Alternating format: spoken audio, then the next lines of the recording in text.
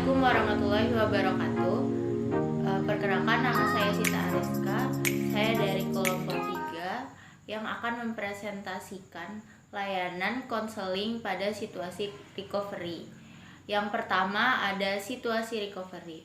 Recovery diartikan sebagai pengembalian sesuatu yang hilang pada kesehatan, kesadaran yang diperolehnya kembali, dan pengendalian situasi kembali pada kondisi yang normal setelah mengalami penyakit atau gangguan mental. Lalu yang selanjutnya ada batasan recovery. Jadi, batasan situasi recovery kurang lebihnya adalah saat situasi yang dialami oleh konseli sudah terasa normal pada saat proses masa pemulihan untuk ke situasi yang lebih normal dari segala penyakit, salah satunya gangguan mental. Materi yang selanjutnya respon-respon konseli yang akan disampaikan oleh Akmala Makfiro. Nah, jadi teman-teman, di sini saya Akmal Makfiro ingin melanjutkan materi presentasi kami. Jika sebelumnya sudah dijelaskan oleh teman saya, Sita, tentang situasi recovery itu seperti apa. Nah, di sini saya akan menjelaskan tentang bagaimana respon-respon yang kemungkinan akan diberikan oleh konseli. Nah, jadi pada saat konseling, entah itu konseling traumatis atau konseling biasa, itu kan pasti konseli akan memberikan respon-respon kepada konselor tentang proses konseling yang sedang dijalani kan. Nah, termasuk dalam konseling traumatis pada situasi recovery ini, konseli akan memberikan respon-respon kepada konselor terhadap proses konseling yang sedang dia jalani. Nah, oleh karena itu, konselor juga harus siap menerima dan menghadapi respon-respon yang kemungkinan akan diberikan oleh konseli, yang kemungkinan akan mereka hadapi pada saat melakukan konseling. Pertama adalah konseli merasa enggan. Nah, kenapa konseli ini merasa enggan? Hal ini terjadi karena konseli mengikuti proses konseling itu bukan atas dasar keinginan mereka sendiri, tetapi atas paksaan dan tuntutan dari keluarga mereka, entah keluarga ataupun bisa jadi orang-orang terdekat mereka yang menginginkan konseli untuk mengikuti proses konseling tersebut. Nah, yang kedua, respon yang kedua yang kemungkinan akan diberikan konseli adalah konseli menutup diri. Kenapa konseli ini menutup diri? Karena ini adalah salah satu cara mereka untuk mengulur waktu dan memperlambat proses konseling. Nah, menurut beberapa ahli, konseli bisa menutup diri ini dikarenakan beberapa hal. Yang pertama adalah karena konseli memiliki ketakutan-ketakutan ya kepada proses konseling. Nah, jadi ketakutan-ketakutan itu terjadi karena mereka tidak yakin kepada proses konseling ini. Yang mereka tahu adalah proses konseling itu menakutkan gitu, seperti itu. Nah, jadi karena merasa takut, karena di awal sudah memiliki persepsi yang tidak baik terhadap proses konseling, maka konseli tersebut menutup diri mereka seperti itu. Nah, yang selanjutnya itu adalah relasi dengan konselor. Maksud dari relasi dengan konselor ini adalah konseli yang tidak mempercayai konselor dikarenakan pengalaman, usia, ataupun faktor-faktor lain yang ada di dalam diri konselor.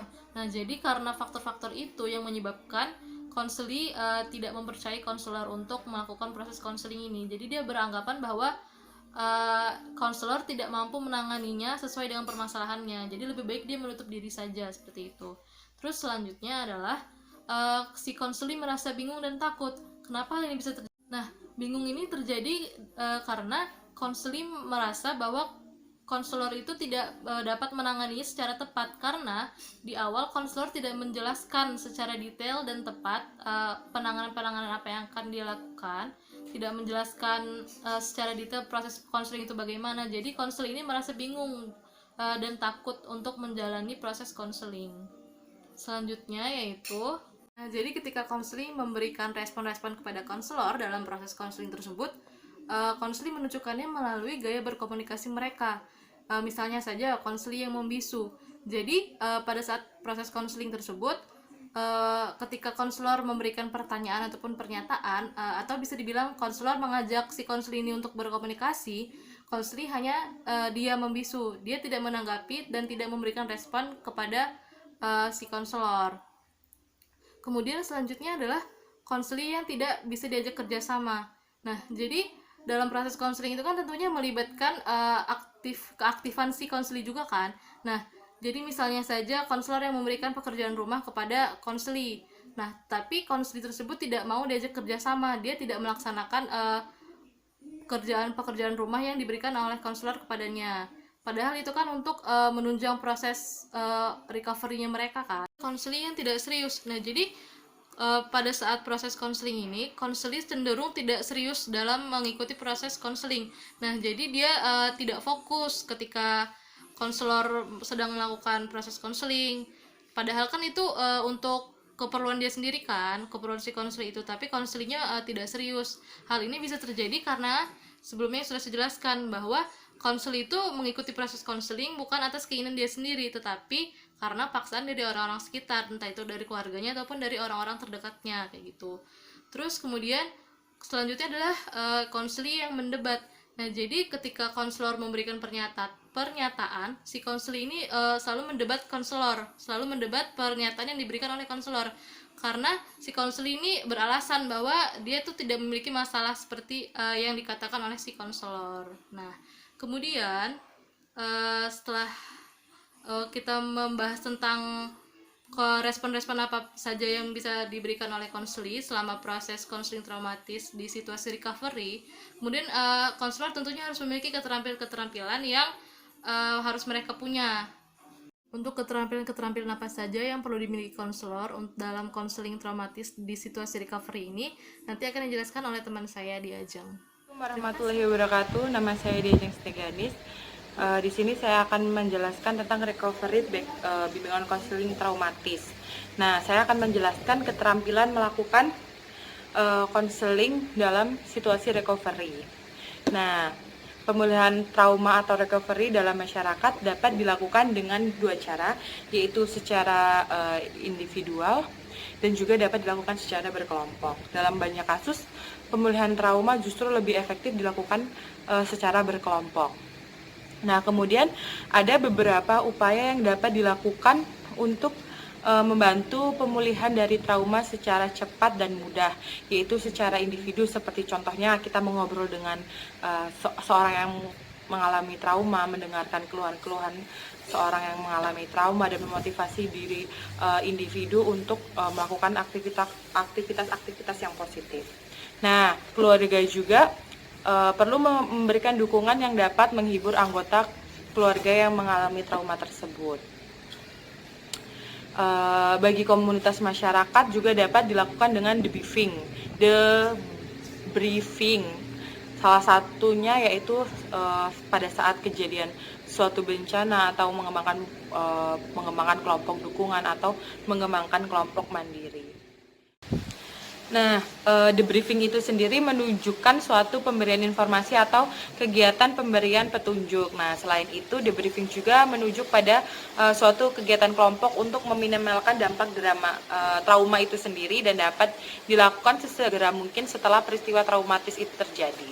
Landasan pemikiran debriefing itu sendiri adalah semakin cepat individu atau kelompok membagikan pengalaman traumatisnya, semakin minimal ia akan menyimpan pengalaman traumatisnya, maka semakin kecil juga kemungkinan ia akan mengalami masalah psikologi atau trauma itu sendiri.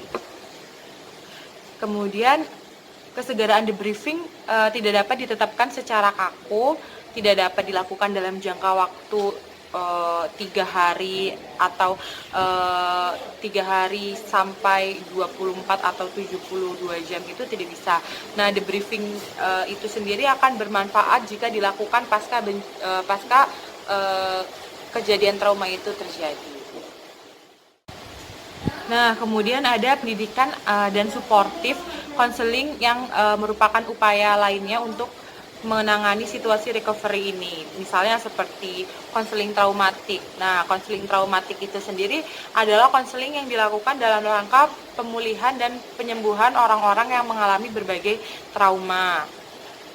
Nah, Muro dan Hotman juga menyebutkan bahwa ada beberapa tujuan konseling traumatik. Yang pertama, seperti berpikir realistis bahwa trauma itu adalah bagian dari kehidupan kita.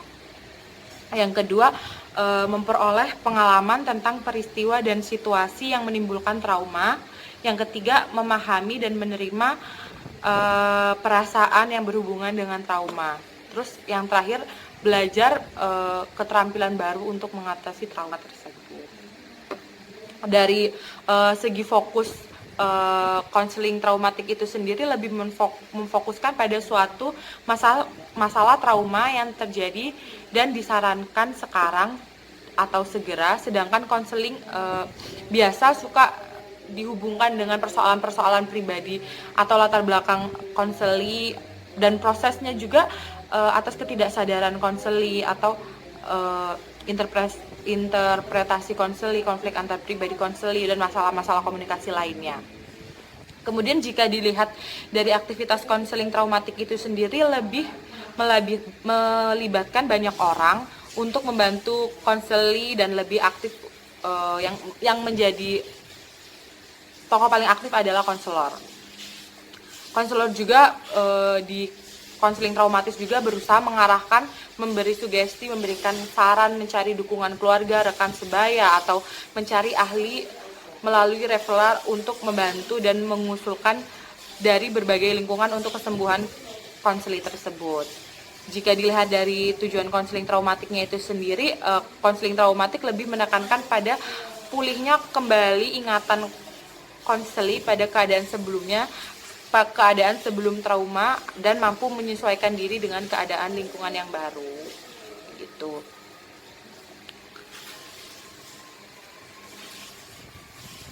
Kemudian ada beberapa keterampilan dasar yang harus dimiliki konselor untuk recovery itu sendiri, yaitu seperti keterampilan antar pribadi, keterampilan intervensi, dan keterampilan integrasi. Nah, yang pertama saya akan membahas tentang keterampilan antar pribadi. Keterampilan antar pribadi ini merupakan keterampilan yang paling penting atau paling inti, termasuk ke dalam keterampilan ini juga sebagai keterampilan yang dibutuhkan untuk membangun relasi kepada klien, sehingga klien dapat menerima atau dapat terlibat dalam proses konseling ini, sehingga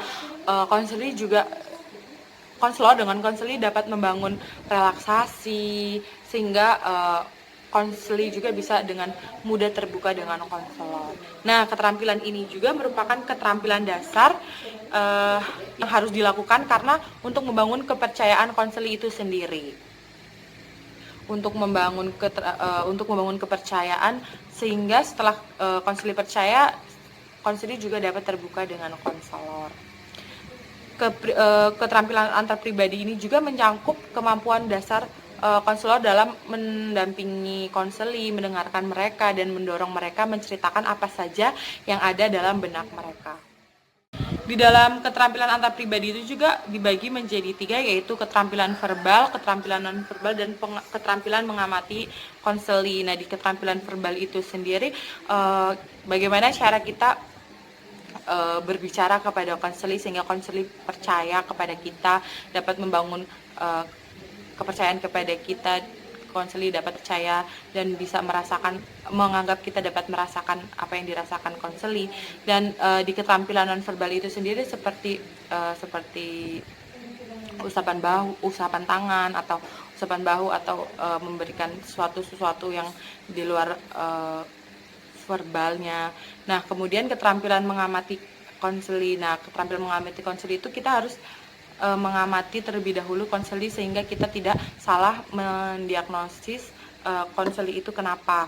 Nah, yang kedua yaitu keterampilan intervensi. Keterampilan intervensi itu sendiri adalah kemampuan konselor untuk melibatkan konseli dalam pemecahan masalah. Dalam proses pemecahan masalah juga, konselor perlu memiliki pengetahuan tentang berbagai strategi dan cara yang berbeda untuk menolong konseli menghadapi masalah-masalahnya. Kemudian ada keterampilan integrasi. Nah, di keterampilan ini mengacu pada kemampuan konselor untuk menerapkan strategi pada situasi-situasi khusus, misalnya mengingatkan konteks budaya dan sosioekonomi konseli. Nah, hal ini juga dapat dikarenakan karena konseling ini tidak dapat dipraktikkan tanpa memperhatikan konteks budaya. Setiap konseli yang lahir dengan cara pikir tertentu yang sebagian besar dipengaruhi oleh sistem nilai dan sistem kebudayaannya.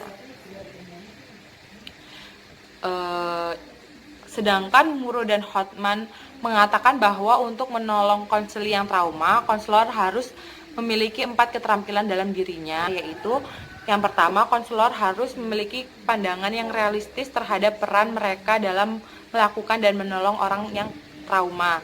Karena dengan demikian, mereka dapat melihat kelemahan dan keterbatasan dalam sesi pertolongan seperti kurang memiliki data yang lengkap dan tentang kelemahan diri konseli sebelum menderita trauma, dan juga tidak dapat mengontrol pemicu trauma karena pemicu trauma itu adalah suatu peristiwa objektif yang sudah dialami konseli, dan juga konselor tidak dapat mengontrol reaksi keluarga dan rekan konseli pada saat mengalami trauma.